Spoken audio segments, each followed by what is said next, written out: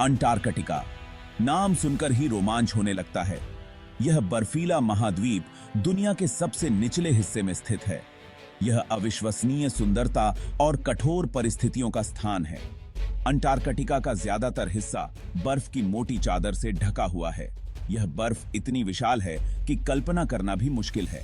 यह बर्फ की चादर अनगिनत ग्लेशियरों से बनी है। ये ग्लेशियर बर्फ की धीमी गति से बहने वाली नदियों की तरह हैं। ये महाद्वीप के केंद्र से समुद्र की ओर बहते हैं। जब ग्लेशियर समुद्र में पहुंचते हैं तो वे टूटकर विशाल हिमखंडों में बदल जाते हैं। कुछ हिमखंड तो छोटे देशों जितने बड़े होते हैं। यह बर्फीली दुनिया खाली और बेजान लग सकती है, लेकिन इसमें कई रहस्य और आश्चर्य छिपे हैं। अंटार्कटिका पृथ्वी पर सबसे ठंडा स्थान है। सर्दियों में तापमान बहुत नीचे गिर सकता है। कितना नीचे? यह 0 से 70 डिग्री सेल्सियस यानी 0 से 94 डिग्री फ़ारेनहाइट से भी नीचे जा सकता है। यहां सर्दियां लंबी और अंधेरी होती हैं। कई महीनों तक सूरज दिखाई नहीं देता है। लेकिन गर्मियां अलग होती हैं। गर्मियों में सूरज 24 घंटे चमकता रहता है। ऐसा पृथ्वी के अपने अक्ष पर झुकाव के कारण होता है। इतनी धूप के बावजूद अंटार्कटिका बहुत ठंडा रहता है। बर्फ और बर्फ ज्यादातर सूरज की रोशनी को वापस अंतरिक्ष में पर रिफ्लेक्ट कर देते हैं। आप सोच सकते हैं कि इतनी ठंड में कुछ भी जीवित नहीं रह सकता, लेकिन आप गलत होंगे। अंटार्कटिका आश्चर्यजनक रूप से विभिन्न प्रकार के जानवरों का घर है। पेंगुइन अंटार्कटिका के सबसे प्रसिद्ध निवासी हैं।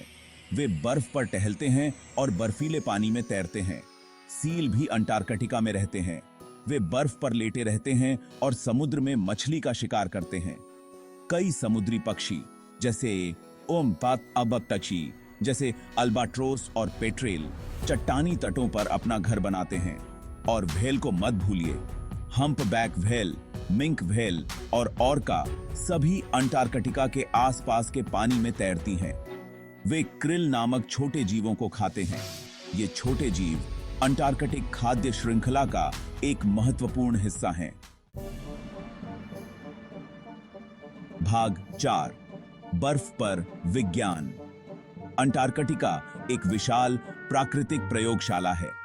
दुनिया भर के वैज्ञानिक यहां के वातावरण का अध्ययन करने आते हैं। वे पृथ्वी के अतीत, वर्तमान और भविष्य के बारे में जानना चाहते हैं। अनुसंधान के सबसे महत्वपूर्ण क्षेत्रों में से एक जलवायु परिवर्तन है। अंटार्कटिका में बर्फ इस बात का सुराग देती है कि हजारों वर्षों में पृथ्वी की जलवायु कैसे बदली है। वैज्ञानिक अंटार्कटिका में ओजोन परत का भी अध्ययन करते हैं। ओजोन परत हमें सूर्य से आने वाली हानिकारक विकिरण से बचाती है। ओजोन परत में छेद की खोज में अंटार्कटिका ने महत्वपूर्ण भूमिका निभाई थी।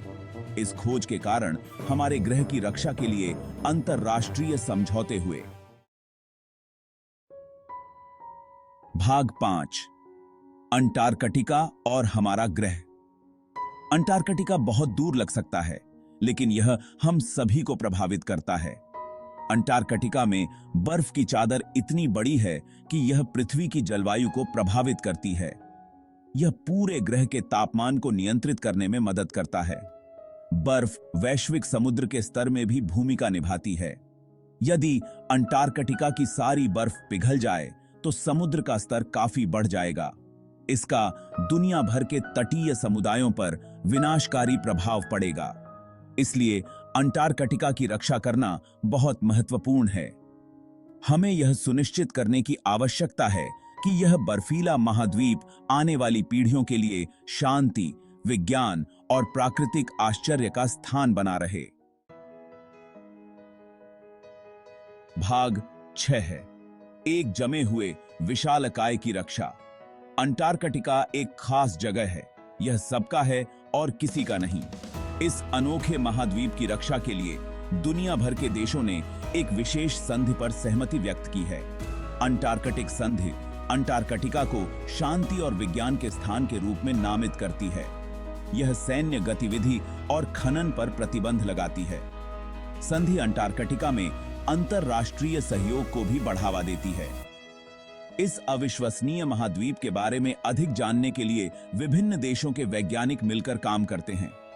पृथ्वी के नागरिकों के रूप में हम सभी का दायित्व है कि हम अंटार्कटिका की रक्षा करें। हमें पर्यावरण पर अपने प्रभाव को कम करने और जलवायु परिवर्तन से निपटने की आवश्यकता है। एक साथ काम करके हम यह सुनिश्चित कर सकते हैं कि यह बर्फीला जंगल आने वाली पीढ़ियों के लिए आश्चर्य और प्रेरणा का स्रोत बना रहे।